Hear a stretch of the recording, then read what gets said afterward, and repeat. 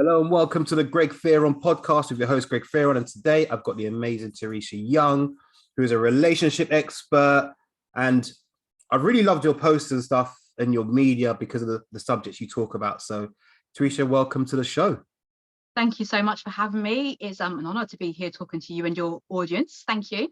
No, it's a pleasure to have you. So, just give the listeners a little bit of a background about who you are, how do you help the women that you help, and what makes you magical. Sure. Okay. Magical. Woohoo. So, as I would say, or as you have introduced me, I am Teresha Young and I am a relationship master coach. And I help single, professional, and entrepreneurial women to confidently achieve a loving relationship where they feel secure, alive, and in their feminine energy. Because that's a word that's been buzzing around so much. And sometimes a lot of women can move more into a masculine type energy just because of the nature of life and the world and situations. So I help them to amplify that feminine energy, because I truly believe that in order to have a most beautiful relationship that anybody desires, that relationship first starts with yourself. It starts with you knowing, loving, and trusting yourself. And I've got a proven system that I actually use that has helped women to gain a deeper understanding of themselves so that they can have relationship success, because it all starts here. And how did I get into being a relationship Yeah, I'm coach? curious. Yeah. So I will share with you, because life happens, but there are three formative things in my life that really got me to where I am. So firstly, to give some context, got a HR management background. So for over 16 years, I've been coaching, supporting, mentoring employees, directors at all levels. So it was a kind of a natural progress and progression into being a coach anyway, on a personal level. But it was fundamentally my lived experiences that got me doing what I do. Now, growing up, I was the eldest of 4 children and had to witness a really dysfunctional relationship between my parents, my mum and my dad. My dad was physically, emotionally, and mentally abusive to my mum. So there was domestic violence in that relationship. And I like to say that he's a bit like Dr. Jekyll and Mr. Hyde. Didn't really know what we were going to get on a daily basis. We didn't know when he was going to kick off, but we knew it was likely to be some point during the day. And it could be any trigger. I remember I've got a Jamaican background. My dad's Jamaican. And one day my mum didn't cook rice and peas. She cooked white rice on the Sunday. Yeah. He didn't want white rice. He wanted rice and peas. That was a huge trigger. And unfortunately, my mum got physically abused for that. Something as simple, but that was still the trigger. And I witnessed those kind of scenarios. And being the eldest of 4 children, I had that nurturing, caring element to me. Now, my dad had numerous affairs. He went to prison and so many times as well. So that background. But after 30 years, my mum realised that my dad wasn't going to change. Now, I have a respect for the reasons why my mum stayed in that relationship, because there's so many reasons why people stay in a relationship. There's fear, there's not knowing what's going to happen. She was scared that, we might get reported or something like that. She will lose her children. Now, there was no abuse to us, but we had to witness what happened to my mum. But after 30 years, she saw that my dad wasn't changing because he didn't want to change. So she had to do something within her control, and she brought the marriage to an end. And that gave me a huge insight as to what a dysfunctional relationship can be like, but then also that there is always time to make a change and to move on. And she's doing absolutely fantastic now. She's in the most happiest place, and I'm so proud of her. It wasn't easy.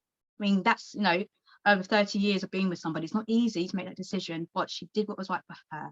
And I think that was so important. Growing up, insecurities like anything, oh my goodness. School, I think most people have been there in terms of not feeling necessarily like you fit in, like you stand out a bit. And I was really, really skinny growing up. And I had to wear 2 pairs of trousers in order to beef up my legs to make them look like they had some oomph to it. I didn't feel like I was attractive. In actual fact, some people likened me to Olive Oil from Popeye. Wow. I know. I wasn't bullied, but I wouldn't necessarily, I didn't feel accepted. Right. I felt rejected because there were times when, for example, people would pair up at school and they wouldn't choose me to pair up with. Mhm. Or the only time that they would pair up with me would be when their friend was absent that day. Their friend comes back or they're on holiday and suddenly Teresha's been pushed to one side. So I Right. had very, very lonely periods of going home for lunch because I didn't feel like I could be with anybody. I didn't feel like I could fit in, all of those kind of things. And it gave me a great awareness as well about the dynamics of friendship as well, and how it really is about quality relationships rather than quantity. I just didn't feel I had that. So that really impacted on my self-esteem and my self-worth.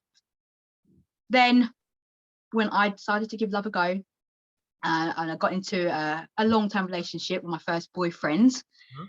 it didn't work out after 5 years, and he called the relationship to an end out of the blue. I had no idea that was happening. I thought that we were okay. We didn't seem to have any tiffs whatsoever. And because I had put all of my hope in this being the one, it completely broke me. And I use the word broke because, again, I don't think that we are broken people. That's how I felt at the time. Yeah. My heart felt broken. Mm. Physically, I didn't even know that heartache could hurt like that. Yeah. So it sent me into a downward spiral. So much so that I didn't become clinically depressed, but I did have really depressed thoughts. Yeah. Even though I don't know, a doctor might say it was clinically depressed because I had suicidal thoughts. I didn't feel like I wanted to be there anymore. I didn't feel like I could do anything about my situation. I felt helpless. I felt hopeless. I just couldn't move on. Mm. So, in actual fact, and a bit of a trigger warning to anybody who's listening to this, I did attempt suicide. I took an impulsive overdose and I said bye to the world because I didn't want to be here anymore. And obviously it didn't work because I'm here talking to you. Mhm. And I give thanks and praise for that Mm. because it gave me another chance to work on myself and to understand. I feel like I was given another opportunity to really understand who I am as a person, my self-worth, my self-value, what I can bring to other people, to Mhm. move from the past, to live in the now, and to also have a lot of hope for the future as well. So I went to my doctor and I said, this is what happened. And I was offered medication. I didn't want medication at the time, but I was offered cognitive behavioral therapy, Mhm. CBT. And that really helped me to understand my thoughts, my feelings, my behaviors, and how they are all linked Mhm. together. And when I got that piece of information, because it was new to me, I thought, aha, because I was making improvements. I was like, oh my goodness, I've got this. I've got this. Oh my gosh, who else don't know about it? So then I said, I'm going to teach this because I'm going to help other people to know themselves deeply, to love themselves, to understand themselves, to trust themselves. Mm. So I took several qualifications. I did counseling, I did coaching, NLP. I've also got other modalities such as Reiki healing, all of that stuff, in order to get a more holistic understanding of myself so that I can help people. And I decided after going on maternity leave that I was not going to go back to the corporate world, that I was going to do this full time. And that's my story, part of it. Anyway, just 3 things, but it's been really formative as to what I do and why I do it. See, it's funny. There's so many parallels in our kind of stories. Not in terms of I've never had the suicidal thoughts or anything like that, but Mm. just the background of where you've come from, a HR corporate background and what it taught you, Mm-hmm. from a management background, Yes. you know. And I love hearing that. And I think a lot of professionals will hear that and go, "Oh yeah, that's me. I think I've got value to add to the world Mm. with the skills I've got." So that's amazing. So just talk me through the steps that you've taken now to kind of get away from. You had the impulsive suicide attempt. Mm. What were the biggest things or biggest changes you made to become the person you are now? Really knowing that it really starts with your thoughts, because there's a really useful acronym that I use that helped me to process my things, and it's the TEAR acronym, TEAR. Mhm. It's your thoughts affect your emotions, and that impacts on the actions that you take, and that produces the results that you Mhm. get. So when I remember that TEAR acronym, I therefore think, okay, so what am I witnessing with regards to my thoughts? Thoughts and beliefs are very, very interlinked in terms of how they work together.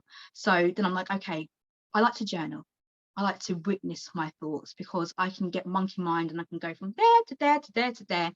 Yeah, exactly. What was I thinking? Oh my, Oh, oh no. yeah. Let me do that. Yeah, yeah, Magpie. The magpie. magpie syndrome. That's exactly what it is. Yeah. That leaves me just thinking, oh, a bit scatterbrain. So what I do therefore is I take time to actually witness my thoughts on a daily basis. So I journal on a daily basis, and that's been really helpful for me. Because if I am having any thoughts that I would deem to be called unhealthy thoughts, thoughts that are bringing a low vibration or low mood, I can really sit down and I can witness those thoughts. And then I can choose to find meaning in the thoughts or think about it differently. So what is a different way of thinking about it and understanding what the trigger is? So I do get quite deep, because I'm quite an analytical person as well. So I do like to get quite deep in my journaling process. So where was I? Who was there? What was I seeing? All of my senses, really to understand myself enough, because then I can start to notice a pattern. Like Yeah. what are the triggers? If I can start noticing patterns, then you can change the pattern. You can shift the pattern. So that was probably one of the key steps for me. And that's something that I do encourage my clients to do as well. As soon as they start working with me, I said, get yourself a journal. Actually, I do send them a journal because, Mandatory. You because will they're going to journal. do it. That's my management side, my HR management. I'm going to send you a journal, and you're going to do this on a daily basis, because then I have more ability to navigate my emotions. And there's so many techniques, Greg, there's so many techniques about emotions and then the actions that I take. And it's really important that I do small things. You can take massive action, of course. I think at all time, action, the most powerful action is inspired action. Because when you know what your motivation is and your why, that's really what gets you going, rather than being very robotic in a way that you do things, understanding the why. So I hope that's answered the question without going on too much. No. Listen, don't censor yourself. Like, one of the Okay. things I've always talked to my clients about is journaling. Yeah. Okay. Brilliant. Writing down how your day's been, what's been Yeah. happening, what you think in those thoughts, because those thoughts are often stories that we've created Yeah. that aren't really true. Mm. And Yeah. I love the fact that you go so deep into the journaling process, and that it's non-negotiable. It is non-negotiable, because it is all about the stories, our narrative, Hmm. and knowing that we can change the story and not live in that story. We've got several chapters in our life, and life is a journey. It's not a destination. We're going to have several chapters in our life, and in actual fact, it's, if we can, because it's not always easy, is actually respecting and honoring those chapters, because life is about growth. And where we are is where we are because of that growth journey. I always say that you don't go through life, you grow through life. It's actually working for you. In hindsight, you can really see that. But if you can hone in on that skill to see the good in that situation, and that's actually something that I do my best to do. If something isn't quite going right, I've got low mood, or something's triggered me, I will say to myself, that's good. And it's a really short thing, because if you can say that's good, then you look for the good. What you seek, you find. So if you can actually just look for the good, then I'll be like, okay, that's fine. What's the positive aspects of that situation? And it's all habitual processes, because I know life happens and it can feel tricky to look for the good. And even if you can't look for the good because you've got you think it's a loaded word, so to speak, see if you can find a meaning. Meaning might resonate differently. And that's we've got such similar thoughts in so many ways. Now we're having these conversations about, like, I might have a client say to me, Greg, I had some ice cream last night, it's put me over my calories. I'm like, did it taste good? Did you enjoy it? Yes. Yeah. Awesome. Now just carry on. Yeah. 100%, because that's what it is. It's the story, and it's the guilt, and it's the blame, and it's the shame. And when we get caught in that lower vibration, we do more of it. Like subconsciously, we start to do more of what we focus on. So I always do think, like attracts like. So focus on doing differently next time. because you focus on what didn't go right. And some people actually don't know what they want in life. And clarity is beautiful. And what I would say to my clients, if they don't know what they want, is to say, okay, so what is it that you don't want? Because first, I think you have to know what you don't want to know what you want. So what is it that you don't want? Okay, so what's the opposite of that? Mm-hmm. And state it in the present and in the positive. So some people still say, oh, I don't want to be in an unhappy relationship. Mm-hmm. Okay, that's a goal. But isn't that a negative goal? Like, I don't want to be in an unhappy relationship. So what's the opposite of that?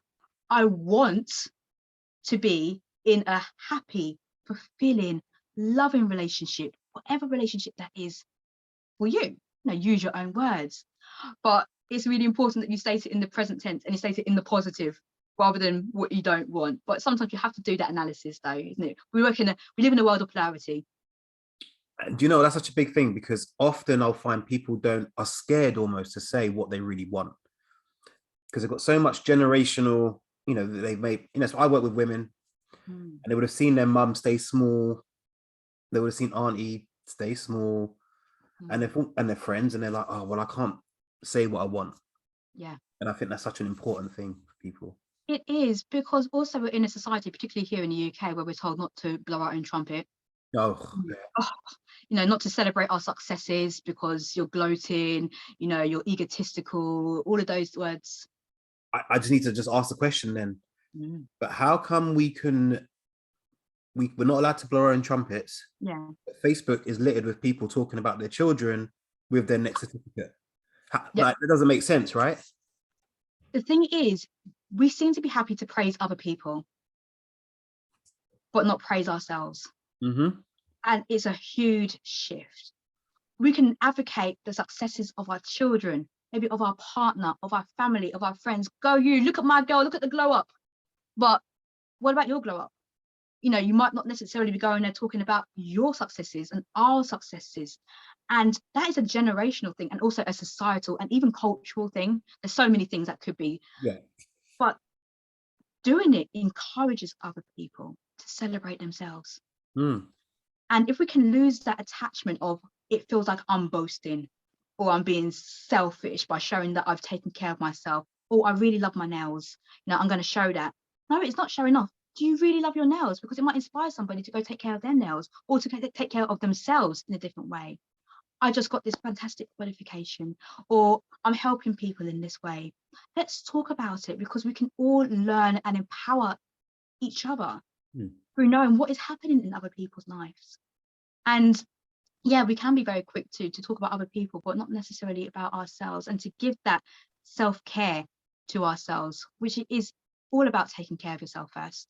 It really is, because that sets the bar for the relationships that you have with other people, whether that's a professional relationship, friendship, whether it's romantic, whether it's an acquaintance, whether it's friendships, whatever it is, it starts with yourself. So we could say then, and this is something I'm really fond of saying, how we do one thing impacts everything.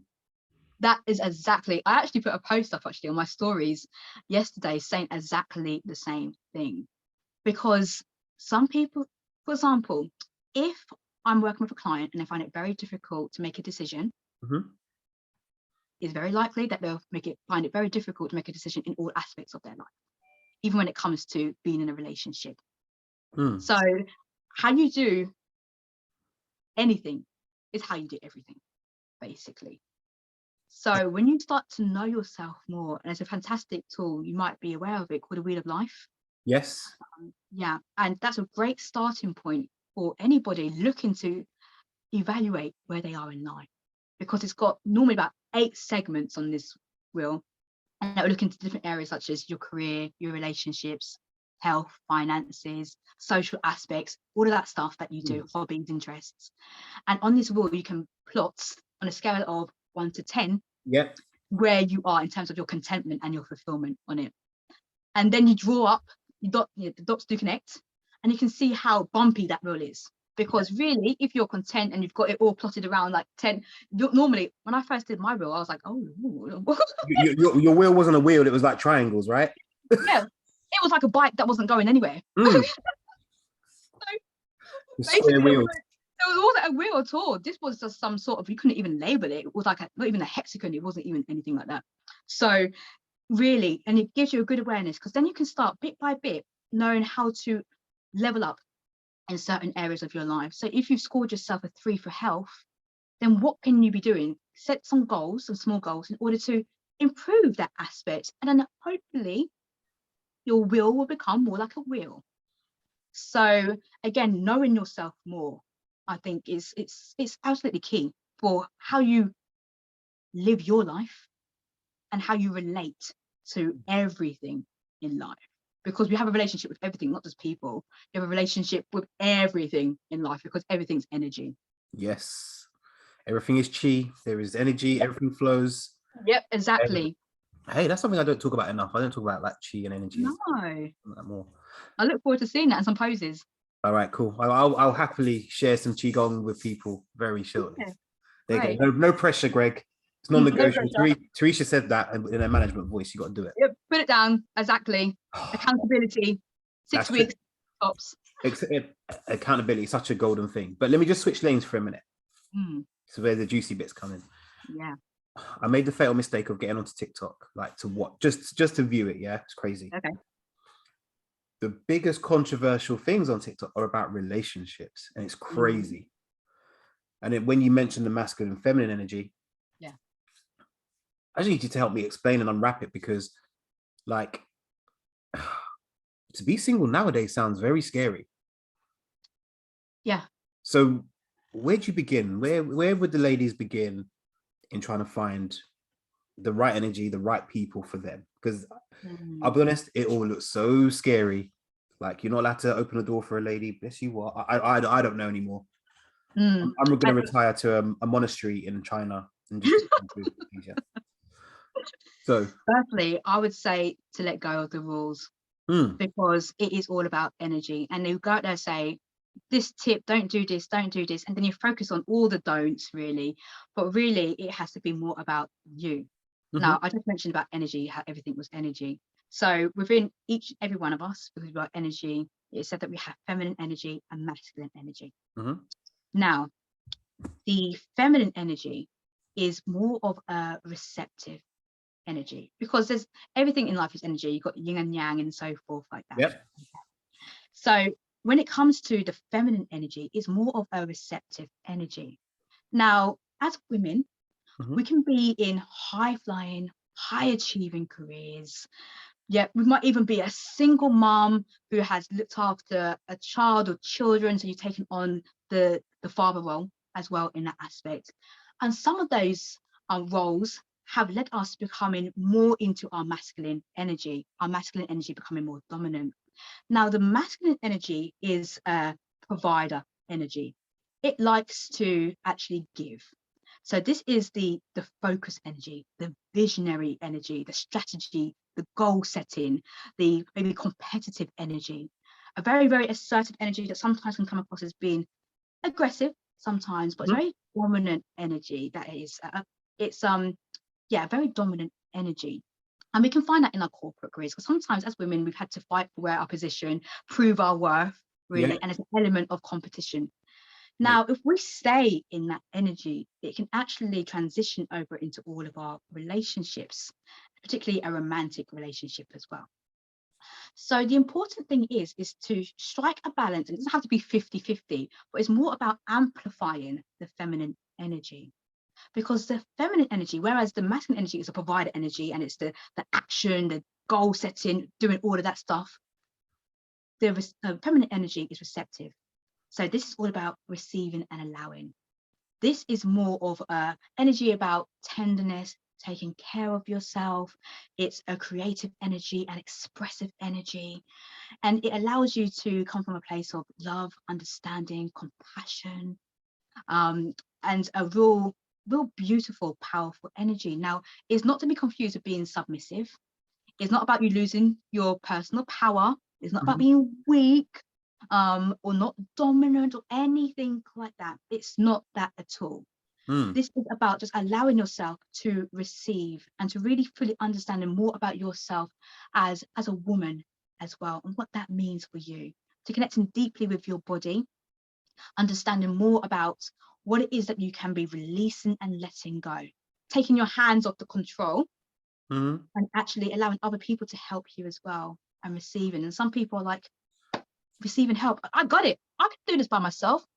Your classic sometimes is that, I don't need a man, I can do it myself. Oh, I and don't need a man. I'm independent, and every manager's gone. Yeah, you carry on being independent. Yeah, exactly. And you know what? You can be self-reliant as well, but there's nothing wrong in asking for help as Mm. well. You're not losing your power. You're not losing your independence by doing so. In actual fact, you are helping the man to fulfill the role, which is one of his most natural roles as well, being a provider.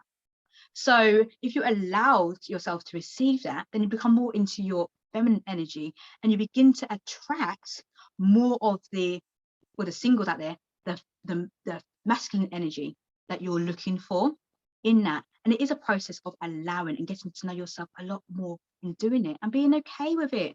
Yes, you've got this, 100% you've got this. And just because you ask for help doesn't mean you haven't got it still. It just means that you're actually utilizing your personal power even more so by being in that energy of flow, give and take, give and take, give and take. And that really is the blend that you need in a healthy relationship. You touched on such a beautiful thing, right? Because, and I'm going to be controversial here, because one of my big challenges with the world, my parents are both Jamaican, is the strong black woman narrative, right? Mm-hmm. And I actually think it's harming people, women especially, because the strong woman, the strong black woman, wherever you want to label it, it doesn't matter. But we're tribal people, and we always relied on people. Before we had our own houses, we had big communities, and everyone relied on each other. But I think sometimes this narrative of keeping up this really strong masculine energy is actually stopping people from getting healthy, from getting in shape, from hitting their dreams, because we're so busy trying to be strong all the time. And like you said, there's yin and yang. You have to flex and flow. You can't always push. And what you said is beautiful. So yeah. Well, that's good that resonated with you, because I absolutely agree. As a black woman myself, I have seen culturally about having that strength. We got it. No, we can cook. And you know what? In actual fact, it's a matter of perspective. Because yes, we might cook, we might clean, we might be doing all of the caring. So that's a beautiful feminine energy to have. But it's when you are putting a block on receiving help, like when you are actually doing that intentionally, that's where the issues can go, for whatever reason that might be. And I think sometimes we have to look, and this is what I help my clients to do, is to release those blocks, because there's an element of the past that we often have to forgive. Yep. And that's sometimes a self-forgiveness. There's forgiveness of other people. It doesn't mean you're condoning their actions. It just means you're choosing to let go of any patterns, any relationship patterns, any past hurts or wrongdoings that you may have experienced. And also, but I'm a firm believer in energy, and I do believe that we inherit. Some people might say this is a bit woo-woo, but from our ancestors and our DNA. And I do think that there is a lot that we has passed through the DNA that we take on ourselves. So this is what I work with my clients to do, is to release those blockages, because it really does impact on people moving forward. Because if you're holding on to it, it means that you can't be open for something else. Yeah. There's no space. There's no space for it. You have to make room for the new. To let go. And that means literally letting go of what is holding you back. And sometimes you don't even know what that is until you start doing the work. And you think, oh my goodness, I didn't even realize that was a trigger. I didn't even realize that that's a pattern that I've been carrying around. I didn't even realize that that's my mindset, and it's not helping me in my current situation. So how can I release that and allow myself to receive more of the goodness and the beauty and the love that I desire? Do you know that you could sum that up right in this one statement? A friend of mine who's a coach always said this to me: if what you're doing now isn't giving you the result you want, do the opposite. One, exactly. And that is so true. As we said before at the start of this interview, our discussion was that it's all about polarity. Do the opposite. No, do something differently. That's the definition of insanity, isn't it? Doing the same things over and over again and expecting a different result. You're going to get the same result. So it's time to switch things up a little bit, be open-minded, and see what new can come out of that comfort zone that we get stuck in, because there's so much juiciness outside of the comfort zone. And the more that you step out of your comfort zone, and this is what I say, step out of it, then maybe bounce back into your comfort zone. Just step out, bounce back, because it's a bit like an elastic band. The more you stretch it, the more wider it becomes. So your comfort zone becomes wider. So it bounces back, stretch, bounces back. Just don't make it bust. Very true.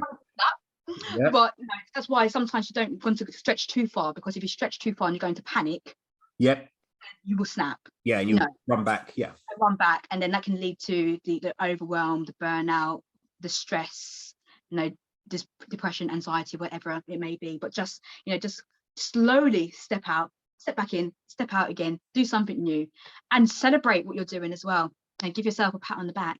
Yeah, talk about it. And you're right, actually, you've given me a lesson. I need to talk about myself more, because I kind of hide that. I hide behind my clients a lot. All right. And you have fantastic results for your clients, and I do enjoy seeing it. So I'm sure you do the same for yourself. But now but you're right, I think, and there's a message, I think, for everybody, and sometimes I really encourage my clients to do, is to talk about what you're doing well. It's okay. Yeah, absolutely. And share it. And even if it's with your coach, with yourself, or with me, whether it is a family member, speak to somebody, find your biggest cheerleader, who it is. It might be a family member or friend that you speak to. And also, celebrate yourself. I do a list of 10 wins each day for me, each night before I go to bed, because it's lovely energy to be in before I go to sleep. So I do my gratitude list, and I also do 10 wins. And I celebrate that, and I go to bed feeling high vibe, because I give myself back. And it doesn't have to be massive wins. It could just be something that, I filmed a video today, I uploaded it onto YouTube. Fantastic. It's anything to celebrate. And there's always cause to celebrate if we can find it. Because we're so quick to moan about what's going wrong. Yeah. And you're right. That's an awesome bit of advice. If anyone's listening to this podcast, if you take one thing away, just that 10 wins trick is beautiful. The fact that you can go, it doesn't matter what it is you achieve. You don't have to climb Everest. No. You've just gone for a walk. Celebrate it. It could be something that you've done differently today. And also, if you can be very intentional about what you want to do the following day. So I call it the bedtime threes. Maybe just 3 things that you're going to be very intentional about to do the next day. Then you've got your game plan set. You're not starting off the day like, oh my gosh, what have I got to do? Like, you know what you've got to do, because you planned it the night before or the day before. Do you know what? My clients are going to listen back to this and be like, Greg, you've got a twin. I'm like, yeah. That's something I really talk about, setting that next 3. What are the big 3 things I need to achieve the next day? Yeah. And that's it. Nothing else matters. You see, we're so aligned there. So it's what is being delivered, and it works. No, if you're saying it and I'm saying it, it's not because it doesn't work, it's because it actually works, and we actually live it ourselves. We are walking examples of that, and it really has helped me, because as humans, we like a little bit of predictability as well. We have to have flexibility because life happens, but having a routine or having some predictability can be really helpful for the mindset. Definitely. As well, so you know what to expect. And I know that when I personally have been through my low periods and depression, actually having a routine or a morning routine helped me so much in that time. It helped me to say, okay, so in the morning I'm going to get up and I'm going to do my journaling, then I'm going to get in the treadmill and I'm going to do a workout for 30 minutes. I love that, by the way. Yeah, my treadmill, I absolutely love going to the treadmill. Yeah, and the gym actually. There's something about strength training that really I can do my cardio. That's lovely. I do enjoy that because it gets my heart racing, and I'm like, I'm sweating and everything like that. But there's something about strength training as well that makes me feel very, very powerful. It really connects me to my body as well, no matter what I'm doing. I've got goals, I've got health goals, and strength goals, but the adrenaline that comes from doing that as well, I'm pushing myself, and so I've gone off on a tangent, but I do find that really, really helpful for me. That's a beautiful tangent. Like, do you growl and grunt and really let yourself? I think sometimes ladies go to the gym and they're like silent as a mouse. I'm like, listen, make the noise, get in there. Yeah, I do. I'm noisy, and it's quite echoey in my gym as well. But if I'm pushing, I pushed myself, and I will go. I talk to myself as well before I do it. I pump myself up, and then I go like. Usually it's on the leg press, and I'm like, I just that release. I just release it, let it go, get Mm. my little towel afterwards, pat Yeah. myself, flash my hair, and then get back on, Ready to go again. ready to go again. Got this. So Yeah. yeah, it's a fantastic, and it's all about that mind-body connection as well. And some people think, what has this got to do with attracting love and relationships? Because it all starts with yourself. It really does. So when you are fully taking care of yourself, you are switching up your energy and you are becoming a vibrational match for the person that you want to bring in. Because I know that we've kind of moved on because you're talking about TikTok and all about relationships and rules and everything like that. What should I be doing? What should I be doing? What I encourage people to do is work on yourself first Mm. and be open to how you might meet that person. Yes, you might meet them on a dating app. You might be. And there are several dating apps out there. But it's the energy that you bring whilst on that dating app. Because if you're coming from an energy of desperation or you're feeling exhausted because you're not taking care of yourself properly, that energy is going to go through into the energy of your phone, into the energy of the people who are coming in, because you attract like attracts like. Like Yeah. attracts like, so you attract it. So when you come with a different vibe, a different energy, then you will start to be open to where you might meet those people. You might then decide, okay, I have a passion for whatever hobby it might be. Get yourself into a meetup group or network in that passion, Mm. because that's a good start for meeting somebody, a shared interest, a shared hobby. And get yourself out there, start networking, being very mindful about your vibe. You might just be a normal walk, for example, from to your gym, to your supermarket, whatever that might be. If you become more aware of yourself on that walk, you might actually be missing opportunities to connect with somebody just because your vibe is where your vibe is right now. But when you start to shift it, people will probably even be drawn to go on a walk. They wasn't even guided to go on that walk last week, but they are being drawn to go on that walk. You're on that walk, and suddenly you've met. It might sound, oh, that's a fairy tale thing, but no, it does work. It does work. You just have to be open-minded to what you're doing. It's the energy you put into your strategies. It's not necessarily the strategy. I love that because do you remember back in the day when I was younger, we used to go to a club, Mm-hmm. and generally it was the people that were dancing, enjoying themselves that potentially met people. Yeah. Obviously, we don't have nightclubs so much no more. I'm too old to go to nightclubs nowadays. 10 Never. o'clock, I need to be in my bed. I'm like, yeah, I'm done now. Give me my slippers. But like you said, I think we're coming into these apps and stuff with that negative energy. We're not looking after ourselves. We're tired. We're kind of on the app because we feel like we have to. Yeah. Because someone down the road told you. Mm-hmm. You feel you have to be this defensive person and you have to knock out the people that maybe don't suit the norms that people are talking about. Well, if he's not 6 foot, if he doesn't drive, that kind of energy. Yeah. Well, definitely. And sometimes we have to, particularly because I get this for my clients and people that I talk to who are over the age of 40, for example. And sometimes Were we you do have. Were you just checking my age there, by the way? You're like, hold on, am I going to say Greg's over 40? Yeah, I am. It's cool. Don't worry. It's fine. So I'm hitting 40 in 2 years myself. So Baby. yeah, I'm still young. But we get onto these apps and for example, sorry, you think, so how can I meet somebody if I'm over 40? And sometimes we have to just open up our parameters a little bit, as we get older. So for example, when we were younger and we were raving up in the clubs and it seemed so much more easy and effortless to meet somebody. Oh yeah, you might be meeting loads of people, but it's quality over quantity. So now it's about finding those quality people and maybe open up your parameters slightly, in terms of personal appearances and how that person is going to look, and more about focusing on the qualities that you would like from that person. How would you like to be treated? What are your values and what are their values?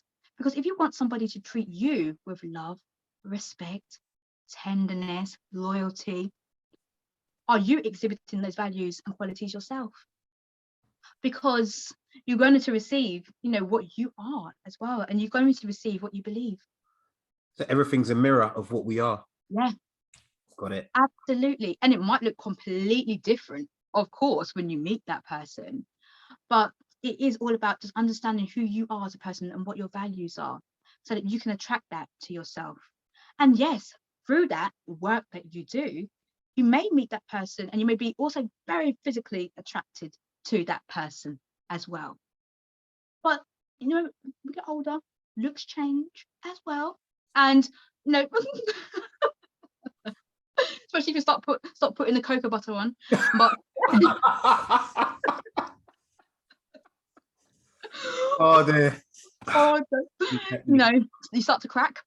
Yeah. But yes, you have to make sure that it's all about just focusing more on the qualities, because they do change. Also, you know, there can be health reasons, anything can change. But fundamentally, at your core, you are that person.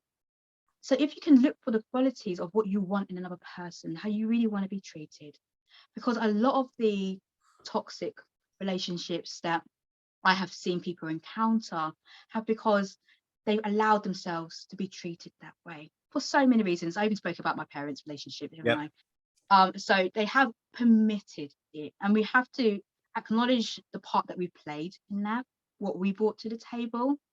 And there's reasons for it, and I'm not going to diminish the reasons whatsoever, but acknowledging the part that we have played in some of our past relationships as well is really key for our growth, so we know what not to do next time, so that we can see the red flags and then be more mindful about having more of the green flags in our relationship, knowing our wants and our needs and our boundaries. Once you have that clarity, then you will see the wonderful things that can happen in the relationship if you're already in one, or to attract one. Got it. So this is a little bit like, if you don't spend time seasoning your chicken, then the chicken's going to be bland, right? So you have to put the effort and time into seasoning the chicken, getting the garlic, getting the onions, making sure it's done ahead of time the night before. Marinate that. Yeah, marinate it up. So if you're not seasoning yourself, you can't expect the relationship to be tasty. Is that what you're trying to tell me? I love that analogy. That is so juicy. That's exactly what I'm trying to say, or what I am saying. Yeah, no, that's how I interpret it. I was like, yeah. That's it. Make it super juicy. Juice up yourself, juice up your relationship. And I think that is so key to really get that juiciness in. I love that one. Oh, you're gonna have to do a post on that, Greg. I know. Like, how you season your chicken is how you treat yourself. Like you might have to do one vegan friendly or vegetarian friendly as well, just so it kind of. Yeah, you got pander to the world now. I know. It's okay. All right.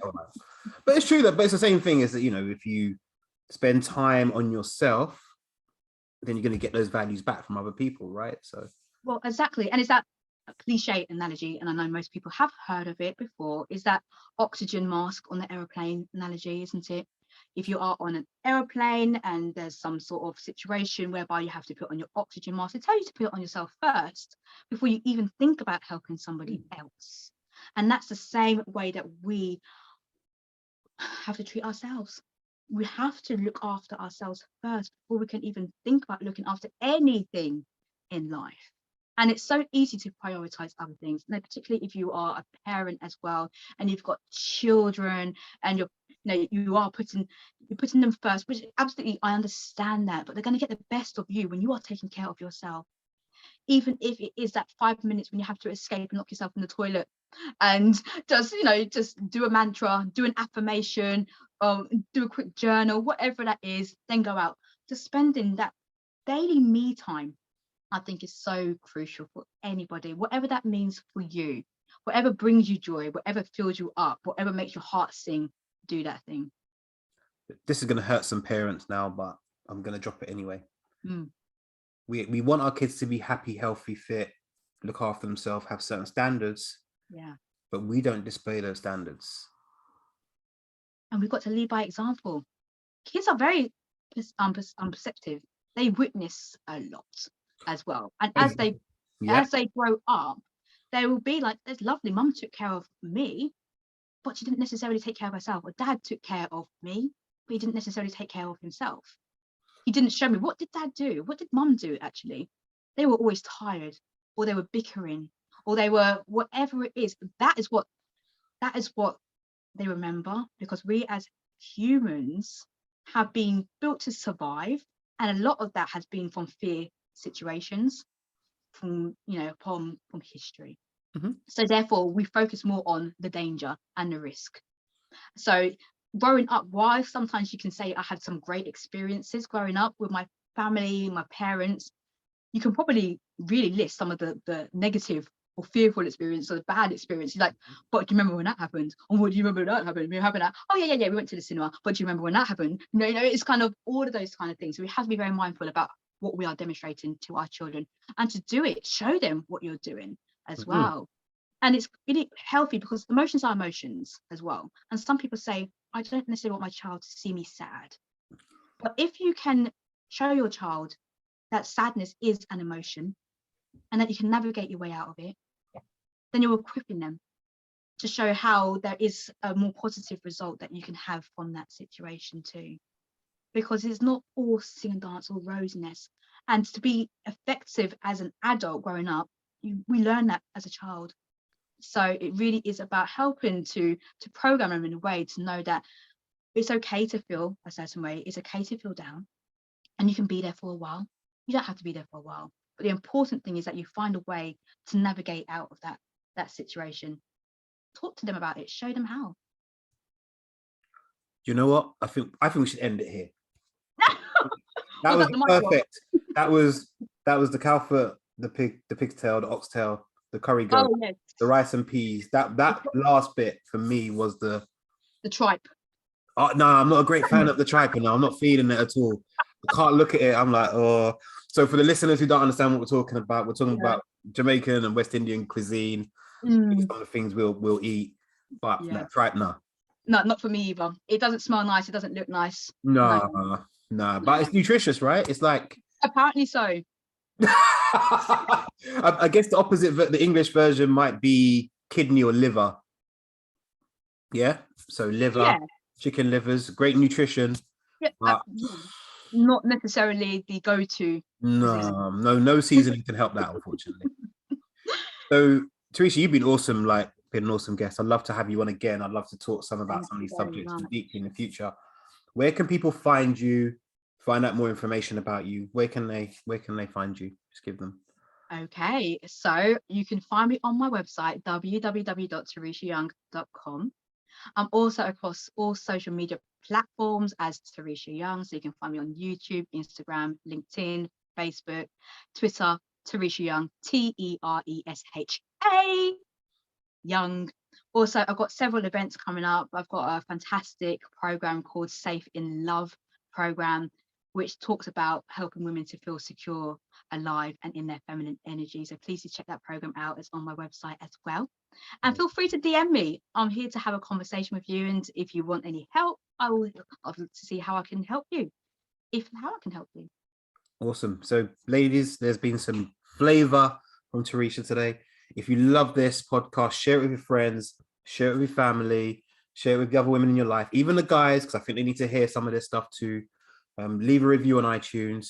And if you want more juiciness, I'm going to get Teresha back on the show at some point, and I'd love to come back. Some more bombs, because this was flavor. This was seasoned. Well, this was well seasoned. This is well seasoned. We love that. And there is no reason not to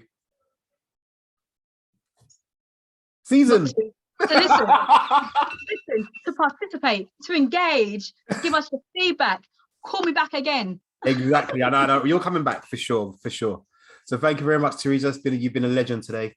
Thank you for having me. My pleasure. And listeners, we'll talk soon. Bye. Yeah, bye-bye.